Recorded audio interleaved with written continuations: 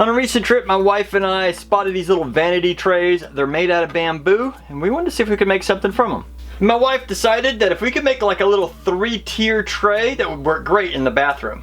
So my first thought was to cut down some little columns that'll fit great in all 4 corners, so I need a total of 8 of these.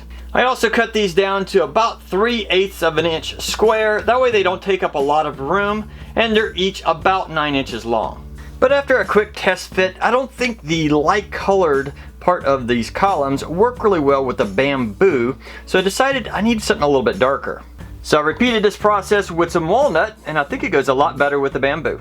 Plus, since there's a very good chance some makeup will get on these at some point, I believe the darker walnut won't show it nearly as much as the lighter color. To hold all this together, I'm going to use number 3 glue because it is waterproof, and being that this will be in the bathroom, there's a very good chance it'll get wet. I'm also using a carpenter square clamp down to my table here so I can try and keep everything in alignment as it dries. And of course, I just added a small clamp to hold it in place until it dries.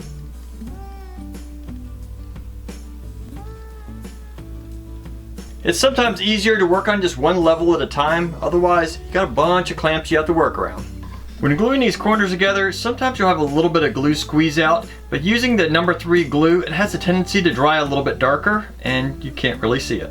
And there is 3 tiers, all being held out by some walnut legs. If you happen to do this project, make sure you try and keep the grain going in the same direction like I did here, otherwise it would look really odd if you had them perpendicular. If you like this project, please let me know in the comments. Otherwise, list down there some ideas you might have that make this even better.